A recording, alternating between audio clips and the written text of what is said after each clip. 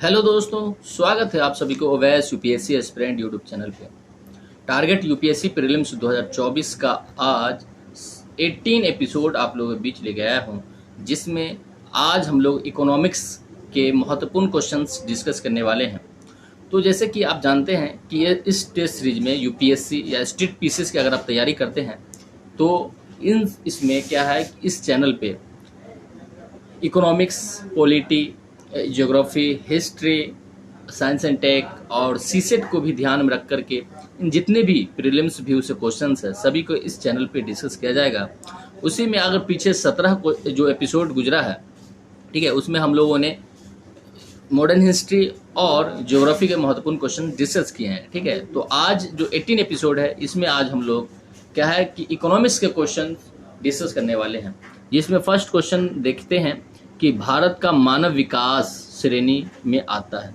तो ऑप्शन में दिया गया है उच्च मानव विकास, बी माध्यम मानव विकास, और सी है निम्न मानव विकास, और डी है उच्च मानव विकास। तो अगर आप इकोनॉमिक्स पढ़े हैं तो यह जो क्वेश्चंस है वह नेशनल इनकम से है, और आज हम लोग नेशनल इनकम से ही जितने भी महत्वपूर्ण क्वेश्चन हैं उन सभी को डिस्कस करेंगे। ठीक है, तो देखते हैं तो भारत में जो मानव का विकास है, ठीक है, वह किस श्रेणी का है? तो माध्यम मानव विकास श्रेणी का है, तो इसका आंसर बी हो जाएगा। उसके बाद क्वेश्चन नंबर 2 देखते हैं कि भारत में बचत की दर में सर्वाधिक योगदान कौन करता है। ठीक है, तो सबसे ज्यादा भारत में जो है बचत कौन करता है? ठीक है, तो निजी क्षेत्र। निजी क्षेत्र में क्या आता है?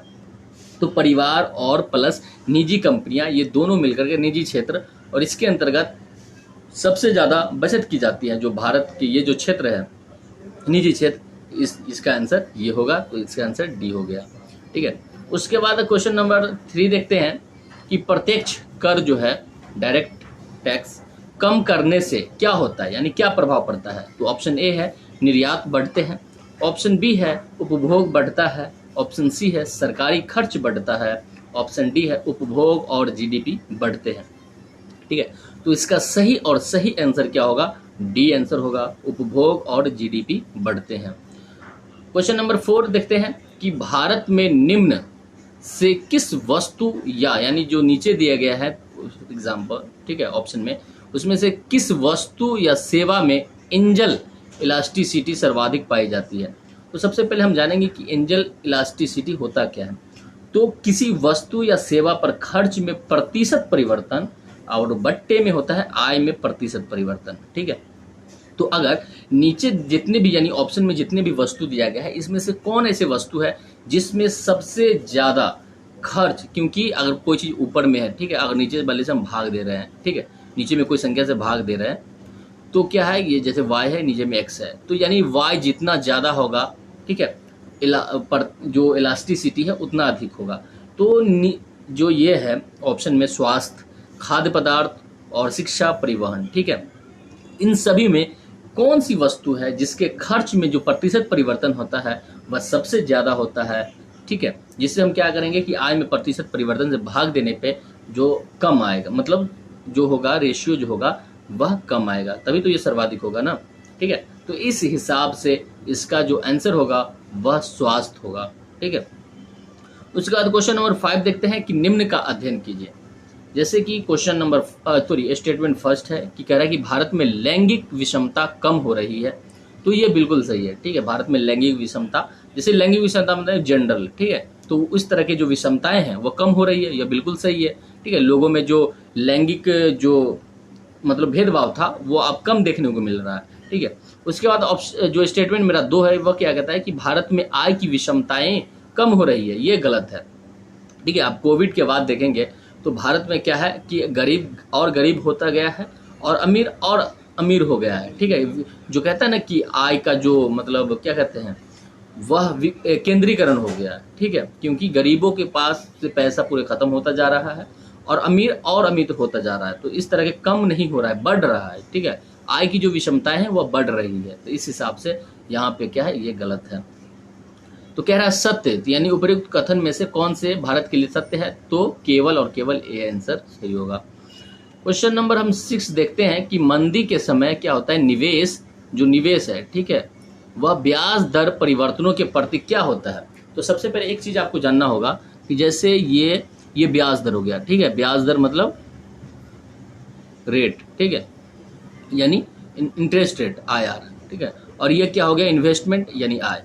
अब ये एक चीज है कि अगर यानी इंटरेस्ट रेट अगर जितना बढ़ेगा, ठीक है, इन्वेस्ट उतना कम होगा, और यह जितना घटेगा, ठीक है, ये जितना घटेगा इन्वेस्ट उतना बढ़ेगा, क्योंकि आप किसी से क्या करेंगे, कोई चीज कर्ज लेंगे, ठीक है, तो अगर जितना अधिक कर्ज वो रेट, अगर जो कहते हैं ब्याज दर जितना ज्यादा वो देगा, जितने ज्यादा में उतना आप कम लेंगे, ठीक है, और जितना कम में देगा तो उतना आप अधिक लेने की कोशिश करेंगे। तो कह रहा है कि मंदी के समय क्या होता है, निवेश ब्याज दर के परिवर्तनों के प्रति क्या होता है, तो कम लोचदार होता है, ठीक है, बिल्कुल सही है, क्योंकि मंदी के समय में लोग क्या करेगा, कितना भी ब्याज को बढ़ा दो घटा दो, क्या करेगा, लोग निवेश करना नहीं चाहेगा, ठीक है। उसके बाद हम 7 नंबर क्वेश्चन देखते हैं कि निम्न का अध्ययन कीजिए। निम्न का अध्ययन करने का क्या है कि स्टेटमेंट दिया गया है कि निर्यात जो है GDP, ठीक है, निर्यात जो है GDP बढ़ाते हैं, तो ये बिल्कुल सही है, निर्यात से GDP बढ़ता है। दूसरा स्टेटमेंट कह रहा है कि निर्यात रोजगार बढ़ाते हैं, ये भी सही है, हमारे देश में जितना निर्यात होगा यानी मैन्युफैक्चरिंग हो रहा है, ठीक है, डी मैन्युफैक्चरिंग हो रहा है, तो इससे क्या होगा, रोजगार अधिक से अधिक मिलता है, ठीक है, रोजगार मिलने से लोगों तक पैसे यानी रुपए की, ठीक है, वो मतलब ज्यादा विस्तार होगा, जिससे क्या होगा, GDP में बढ़ोतरी होगी, ठीक है। तो दोनों स्टेटमेंट मेरा क्या है, सही है। तो कह रहा है कि कौन से कथन सत्य है, तो यानी दोनों कथन सत्य, यानी C आंसर होगा। क्वेश्चन नंबर 8 देखते हैं, कह रहा है कि निम्न में से किस राज्य के प्रति व्यक्ति आय सर्वाधिक है, यानी यहाँ पे दिया गया है जो ऑप्शन में, हम सिर्फ इसी की तुलना करना है, तो गोवा हो गया, सिक्किम हो गया, दिल्ली हो गया, चंडीगढ़ हो गया। आप देखेंगे कि चंडीगढ़ और सिक्किम होगा नहीं, क्योंकि यहाँ मतलब यहाँ अगर जनसंख्या कम है तो यहाँ इनकम भी कम है। बात करते हैं गोवा और दिल्ली में, ठीक है, तो गोवा भी टूरिज्म के मामले में बहुत ज़्यादा ही यहाँ इनकम आता है, और दिल्ली में भी बहुत ज़्यादा टैक्स और टूरिज्म से आता है, लेकिन दोनों में पॉपुलेशन सबसे ज़्यादा कहाँ है, तो दिल्ली में सबसे ज़्यादा है।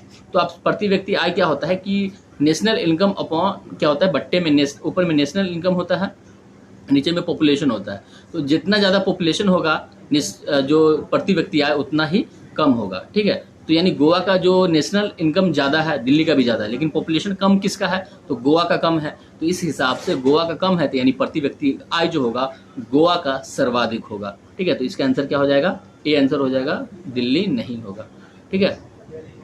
तो इस हिसाब से ये मेरा आंसर क्या हो गया, A हो गया। क्वेश्चन नंबर 9 देखते हैं, कह रहा है कि निम्न में से कौन सी सेवा भारत की GDP में सर्वाधिक योगदान करती है, तो इसका आंसर क्या है कि सबसे पहले ऑप्शन में है A में व्यापार, होटल, परिवहन, भंडार आदि, B ऑप्शन में है वित्त, रियल एस्टेट्स, प्रोफेशनल सेवाएं आदि, C में है लोक प्रशासन, और D में है रक्षा। सबसे पहले रक्षा और लोक प्रशासन होगा नहीं, क्योंकि यहाँ क्या होता है कि GDP में सर्वाधिक योगदान नहीं होता, यहाँ पे GDP का मतलब आय जो होता है यहाँ लगते ही है, ठीक है। आती है बात कहाँ कि A और B में, ठीक है, तो व्यापार, होटल, परिवहन, भंडार आदि, और B में ऑप्शन वित्त, रियल एस्टेट, प्रोफेशनल सेवाएं। तो आप देखेंगे कि कहीं ना कहीं व्यापार करने के लिए क्या होता है, सबसे पहले पूंजी लगाना होता है, होटल कर लेंगे पूंजी लगाना होता है, परिवहन के लिए। तो सबसे पहले कह रहा है कि GDP में सर्वाधिक योगदान कौन करता है, तो यहाँ तो क्या है कि यहाँ मुनाफा कम होता है, लेकिन B में अगर देखेंगे तो वित्त हो गया, जैसे आप पैसे से पैसे कमाना हो गया, रियल एस्टेट्स हो गया, प्रोफेशनल हो गया, तो ये जो है हमारे देश में अभी सबसे ज़्यादा GDP में सर्वाधिक योगदान दे रहा है। जैसे कि 2021-22 के अगर बारे में हम बात करते हैं GDP की, तो लगभग 30,87,360 करोड़ जो है सिर्फ इससे GDP में योगदान दिया गया है, ठीक है। तो सबसे सर्वाधिक यहाँ वित्त, रियल एस्टेट, प्रोफेशनल सेवाएं आदि से। उसके बाद हम आगे क्वेश्चन देखते हैं, क्वेश्चन नंबर 10 देखते हैं, कह रहा है कि निम्न का अध्ययन कीजिए, जिसमें पहला जो स्टेटमेंट है कि GNP डिफ्लेटर से मुद्रास्फीति का पता लगता है, यह बिल्कुल सही है। क्यों GNP डिफ्लेटर क्यों निकाला जाता है, सबसे पहली बात मुद्रास्फीति का यानी पता चलने मतलब पता लगाने के लिए, ठीक है, यानी मुद्रास्फीति यानी इन्फ्लेशन, ठीक है। उसके बाद स्टेटमेंट 2 क्या कह रहा है कि GNP डिफ्लेटर से वास्तविक राष्ट्रीय आय का पता लगता है, ये भी सही है। नॉमिनल से नॉमिनल से रियल में वैल्यू में पता लगाने के लिए क्या है, GNP डिफ्लेटर निकाला जाता है। तो इस हिसाब से जो उपयुक्त कथन में से कौन से सत्य है, कौन से कथन, तो दोनों कथन हमारा सत्य है, यानी इसके अंदर क्या हो जाएगा, C हो जाएगा, ठीक है। उसके बाद क्वेश्चन नंबर 11 देखते हैं, कि निम्न में से कौन पूंजी की उत्पादकता को प्रदर्शित करता है। तो कौन है जो पूंजी की मतलब जो उत्पादकता को प्रदर्शित करता है, तो ICOR जो है यह पूंजी की उत्पादकता को मतलब पारदर्शित करती है। ठीक है, ICOR का फुल फॉर्म होता है इंक्रीमेंटल कैपिटल आउटपुट रेशियो, और यह जो होता है यह पूंजी की उत्पादकता को प्रदर्शित करता है। ठीक है, तो इस हिसाब से 11 का आंसर क्या हो जाएगा, सी हो जाएगा। क्वेश्चन नंबर 12 देखते हैं कि इनमें क्या सत्य है।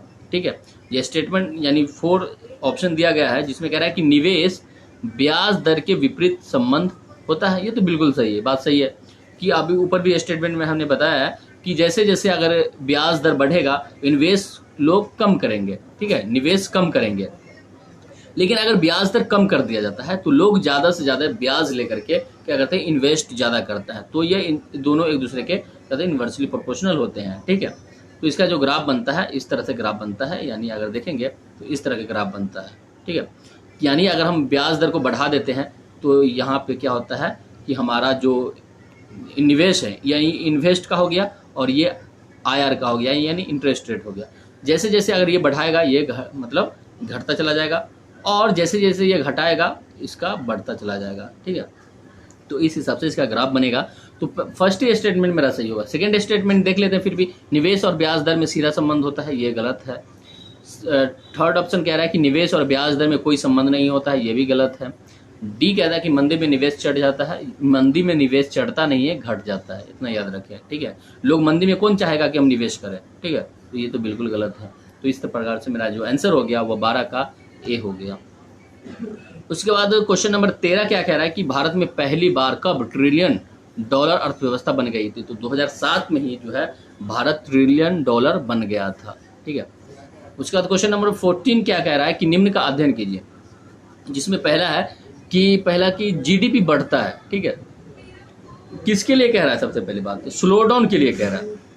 ये चीज देखिए, स्लो डाउन के संदर्भ में कह रहा है कौन से कथन सही है। तो कह रहा है GDP बढ़ता है, बिल्कुल बढ़ता है स्लो डाउन में। कह रहा है GDP की ग्रोथ रेट बढ़ती है, ग्रोथ रेट बढ़ती नहीं है। ठीक है, कम हो जाती है। इस स्थिति में स्लो डाउन की स्थिति कहलाती है, यानी GDP की जो ग्रोथ रेट है वह कम हो जाती है, लेकिन GDP तो बढ़ता है लेकिन ग्रोथ रेट कम हो जाता है। इस स्थिति में क्या उत्पन्न हो जाता है, मतलब कौन सी स्थिति आ जाती है, स्लो डाउन की स्थिति आ जाती है। तो केवल और केवल ये क्या हो गया, स्टेटमेंट मेरा गलत हो गया, ये फर्स्ट मेरा सही है, तो केवल एक आंसर सही है। ठीक है, क्वेश्चन नंबर 15 देखते हैं कि निम्न का अध्ययन कीजिए। कह रहा है कि पिछले दशक में GDP लगातार बढ़ा है। ठीक है, तो पिछले दशक की अगर बात कर रहा है तो हमारा GDP बढ़ता है घटता बढ़ता घटता है, यहाँ पे क्या कह रहा है लगातार बढ़ा है, तो यह बिल्कुल गलत है। दूसरा स्टेटमेंट क्या कह रहा है कि पिछले दशक में GDP की ग्रोथ रेट लगातार बढ़ी है, लगातार नहीं बढ़ी है, बढ़ता घटता रहता है। इस स्थिति में ये भी मेरा गलत है। तो इसका जो आंसर है क्या कि उपर्युक्त में से भारत के लिए क्या सही है, तो सही मेरा दोनों में से कोई नहीं है, यानी इसका आंसर क्या हो जाएगा, डी आंसर हो जाएगा, यानी डी आंसर हो जाएगा। ठीक है, उसके बाद क्वेश्चन नंबर 16 देखते हैं कि निम्न का अध्ययन कीजिए। कह रहा है कि ब्रिक्स राष्ट्रों में चीन के बाद भारत दूसरी सबसे बड़ी अर्थव्यवस्था है, ये बिल्कुल सही है। ठीक है, क्योंकि ब्रिक्स में ब्राजील, रशिया, इंडिया और चाइना और साउथ अफ्रीका आता है। इसमें सबसे ज़्यादा इकोनॉमी किसके पास है, तो चाइना के पास है, उसके बाद भारत के पास है। ठीक है, उसके बाद क्या है कि दूसरा स्टेटमेंट कह रहा है कि चीन का GDP ब्रिक्स की अन्य अर्थव्यवस्थाओं के कुल GDP से अधिक है, ये भी सही है। चीन की GDP इतना है कि ब्रिक्स में जितने भी और जो 4 देश है, ठीक है, उन सभी देशों को मिला दिया जाए तो उनसे क्या है, ज़्यादा है। तो ये भी स्टेटमेंट मेरा सही है।